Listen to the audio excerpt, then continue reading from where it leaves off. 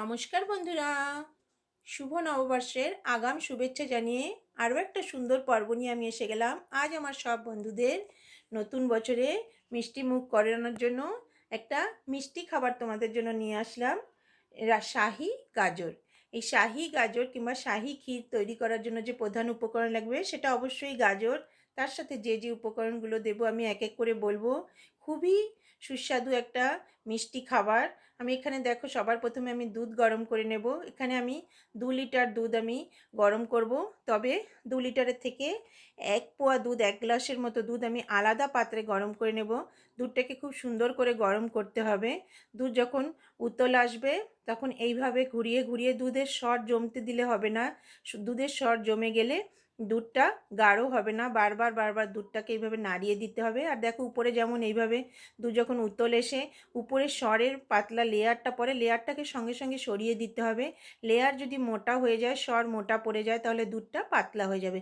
এইভাবে আমি প্রায় 2 লিটার দুধ আমি এইভাবে ঘন করে নিচ্ছি। তার সাথে আমি গাজরের খোসা ছাড়িয়ে নিয়ে গাজরটাকে ছুলে আমি এইভাবে ঘষে নিচ্ছি। যে কোনো সাইড দিয়ে তোমরা ঘষতে পারো, তবে সেমই মতো পাতলা পাতলা করে গাজরটাকে ঘষলে তাহলে এই ক্ষীরটা খেতে খুব ভালো হয়। দেখো এরকম লাচ্ছা সেমাইয়ের মতন হয়ে গেছে। এগুলো আমি ঘিয়ে ভাজবো, আরও সুন্দর হয়ে যাবে। আমি এই বাটি মেপে 3 কাপ আমি গাজর দেব এই 2 লিটার দুধে। দেখো দুধটা খুব সুন্দর গরম হয়ে গেছে, গাঢ় হয়ে গেছে, মোটা সর পড়ে গেছে। কিন্তু সরটাকে এইভাবে ঘুরিয়ে ঘুরিয়ে ভেঙে দিতে হবে। সরটা পাতলা থাকা অবস্থাতেই দুধের পরিমাণটা বেশ অনেকটা কমে গেছে। আমি 2 কিলো দুধের মধ্যে থেকে 1 গ্লাস দুধ আলাদা আমি উঠিয়ে গরম করছি। এখানে দেখো 1 গ্লাসের মতো দুধ আমি গরম করে নিচ্ছি। এটা আমি পরে দেব। দেখো গাজর ঘষে নিয়েছি, আমি 4টা বড় গাজর ঘষেছি, দুধ গরম করে রেখে নিয়েছি। এবার আমি কড়াতে ঘি দিয়ে দেব। আমি এখানে 2-3 টেবিল চামচ ঘি দিচ্ছি। ঘিয়ের পরিমাণটা বেশি হবে, যেহেতু এটা শাহি খাবার, শাহি গাজর আমি তৈরি করব। তো যদি রান্নাটার মধ্যে সেরকম রাজকীয় ভাব না হয় তাহলে খেতে কোথায় ভালো লাগবে। তাই আমি ঘিয়ের পরিমাণটা বেশি দিয়েছি। তার সাথে যে যে উপকরণগুলো দেবো আমি এখানে আমি কাজু কিশমিশ নিয়ে নিয়েছি, নারকেল কোড়া নিয়ে নিয়েছি। আমি একটা গোটা নারকেলের আধা মালা নারকেল আমি কুড়িয়ে নিয়েছি। কাজু কিশমিশটাকে আমি এইভাবে ঘিয়ে আগে ভেজে নেব, তবে খুব বেশি লাল করে ফেলবো না। হালকা কাজু কিশমিশের রঙটা পরিবর্তন হবে, তখন আমি কাজু কিশমিশটাকে উঠিয়ে নেব। আমি পেস্তাও দেব, তবে পেস্তাটা আমি ঘিয়ে ভাজলাম না। এইভাবে দেখো কাজু কিশমিশগুলো বেশ ফুলে গেছে। এবার আমি কাজু কিশমিশগুলোকে উঠিয়ে একটা পাত্রে দেখো রেখে দিয়েছি। এবার আমি আরও একটু ঘি দিয়েছি, আরও 1 টেবিল চামচ ঘি দিয়ে আমি 2টো এলাচ দিয়ে দেবো। 2টো এলাচ ফাটিয়ে আমি দিয়ে দিলাম। তার সাথে আমি যে নারকেল কোড়াটা কুড়িয়ে নিয়েছি, আমি 1 মালা নারকেল কুড়িয়ে নিয়েছি। নারকেল কোড়াটা দিতে হবে, তবেই এই যে ক্ষীরটার স্বাদ বেশি ভালো হবে।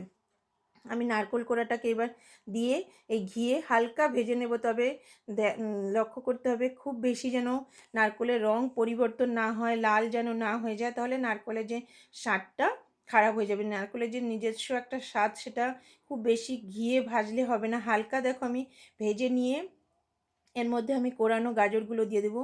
আমি এই 3 কাপ গাজর দেব 2 লিটার আমি দুধের জন্য। আমি 4টা বড় গাজর ঘষে নিয়েছি। যদি ছোট গাজর হয় সেখানে 6টা গাজরেও হয়ে যাবে। দেখো গাজরগুলো কেমন করে ঘষতে হবে যেন গাজরটা ঘিয়ে ভাজার পরে একদম সেমইয়ের মতো হয়ে যাবে। দেখবো আমি তোমাদের ভেজে দেখাবো। এইভাবে নারকেলের সঙ্গে গাজর ঘষা গাজরগুলোকে আমি এইভাবে ভেজে নিচ্ছি। গাজরের হালুয়া তো সবাই ঘরেই এখন তৈরি হয়ে থাকে, তবে আমি যে এইভাবে পায়েসটা তৈরি করছি, এইভাবে পায়েসটা তৈরি করে দেখবে, এর একটা আলাদাই স্বাদ। আর নারকেল কোড়াটা মিস করবে না বন্ধুরা। নারকেল কোড়াটা দিলে তাহলে এর স্বাদ আরও বেশি ভালো হয়। এখানে আমি আলাদা করে খোয়া কিংবা কিছু দেব না। দেখো গাজরটাকে এমনি করে ভাজতে হবে, গাজরটা নিচের থেকে যেন পুড়ে না ওঠে। আর এইভাবে ভাজতে ভাজতেই গাজরটা ভালো সিদ্ধ হয়ে যাবে আর পুরো ঝুরঝুরে হয়ে যাবে। যেমনি আমরা যে কোনো জিনিস ভাজি তো একদম আলাদা আলাদা হয়ে যায়, এরকম আলাদা হাত দিয়ে উঠালে একদম ঝরঝরা হয়ে গেছে। যখন দেখবো গাজরটার মধ্যে একদম জলের পরিমাণ নেই, পুরো জলটা টেনে গেছে এবং তার সাথে ঝরঝরা হয়ে গেছে। দেখো আমি খুন্তি দিয়ে উঠিয়ে দেখাচ্ছি, একদম জল যেন না থাকে। এইভাবে গাজরটা ভাজতে ভাজতেই সিদ্ধ হয়ে যাবে। দুধে দেওয়ার পরে খুব বেশি আমি আর ফুটাবো না। দেখো গাজর ভাজা হয়ে গেছে। গ্যাস ওভেনে আমি দুধ বসিয়েছি, আরেক গ্যাস ওভেনে আমি গাজরটা ভেজে নিচ্ছি। গাজরটা ভালো ভাজা হয়ে গেলে আমি গ্যাস ওভেনটা বন্ধ করে দেবো। আর এই অবস্থাতেই আমি দুধে দিয়ে দেবো। দেখো একদম জল নেই, এবার খুব সুন্দর গাজরটা ভাজা হয়ে গেছে। গাজর যত সুন্দর ভাজা হবে তার সাথে নারকেল কোরানো, এই জিনিসগুলোতেই এই গাজরের পায়েসের স্বাদ অনেকটা আরও বেশি ভালো হয়ে যাবে। দেখো এবার গাজর ভাজা হয়ে গেছে, এবার গ্যাস ওভেন বন্ধ করে দিয়েছি আর দুধও ভালো ফুটে গেছে। এবার আমি এই দুধের মধ্যে যে ভাজা গাজরগুলো আছে, গাজরটা আমি দিয়ে দেব। দিয়ে আমি খুব সুন্দর করে নাড়িয়ে দেব। আমি সম্পূর্ণ গাজরটা একবারে দেইনি, এইভাবে দেবো আর বারবার ছড়িয়ে দিয়ে ভালো করে আমি খুন্তি দিয়ে নেড়ে দেব, নিচে যেন জমে না যায়, কারণ দুধটাও বেশ ভালো গাঢ় হয়ে গেছে। গাজর দেওয়ার পরে খুব বেশি সময় গ্যাস ওভেনের পরে রাখা লাগবে না, কারণ গাজর অলরেডি ভাজা আর দুধও ভালো করে ফুটে গেছে। এবারে দেখো আমি গাজরটাকে ভালো করে দুধের সাথে মিলিয়ে দিয়েছি। আমি কিছুটা দুধ, এক গ্লাসের মতন দুধ আমি এই জন্য আগে থেকে সরিয়ে রেখেছি ফুটিয়ে রেখে, তাহলে কি হবে, যদি দুধের পরিমাণ লাগে উপর থেকে দেওয়া যেতে পারে। এবার আমি চিনি দিয়ে দিলাম 3 বাটি। আমি এই বাটিটার 3 বাটি আমি কোরানো গাজর দিয়েছি, আর চিনি আমি 1 বাটির থেকেও কম দিলাম। চিনি তোমরা নিজেরা নিজেদের স্বাদ অনুযায়ী দেবে, তবে গাজরের একটা নিজস্ব মিষ্টতা আছে, আর দুধ টেনেও ভালো দুধ গাঢ় হয়ে মিষ্টি হয়ে গেছে, তাই মিষ্টিটা দেখে দিতে হবে। খুব বেশি মিষ্টি হলে খেতে ভালো লাগবে না। আমি একটু চিনি আমি সরিয়ে রেখেছি, তবে আমি চিনিটা দিয়ে দেবো। আর কাজু কিশমিশগুলোকে দেখো আমি কাজু পেস্তা কুচিয়ে নিয়েছি, কুচিয়ে নিয়ে আমি দিয়ে দিলাম। ড্রাই ফ্রুটটা বেশি দিলে তবেই ভালো লাগবে। আমি এখানে বাদাম দিইনি, তোমরা বাদাম পেস্তা সব ঘিয়ে ভেজে দিলে তাহলে এই পায়েসের স্বাদ আরও বেশি ভালো হয়। এভাবে গাজরের দেখো রঙটা কত মিষ্টি লাগছে, কড়ার চারিদিকে একটা ক্রিমি ভাব এসে গেছে। তোমরা এটাকে গাজরের সেমাইও বলতে পারো, যেমন আমরা সেমাইয়ের পায়েস করি ঠিক সেরকম। এবার দেখো আমি যতটুকু চিনি ছিল আমি চিনিটা আমি দিয়ে দিলাম। এবার আমি যে দুধটা গরম করে রেখেছিলাম, এই দুধের মধ্যে আমি 3 টেবিল চামচ দুধের মধ্যে আমি 1 টেবিল চামচ চালের গুঁড়ো দিয়ে দিলাম। এই চালের গুঁড়োটা দিলে তবেই যে পায়েসটা যে একটা জলাক্ত ভাব থাকে সেটা থাকবে না।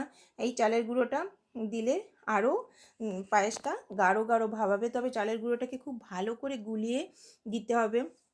এবার চিনি গলে গেছে, আর আমি যে চালের গুঁড়োটা যে দুধে গুলে রেখেছি এটা দিয়ে আর বেশিক্ষণ আমি ফুটাবো না, গ্যাস ওভেনটা বন্ধ করে দেবো। তবে ভালো করে 2 মিনিট ভালো করে পায়েসের সঙ্গে এই দুধটা মিলিয়ে দিয়ে একটু ফুটিয়ে নিতে হবে।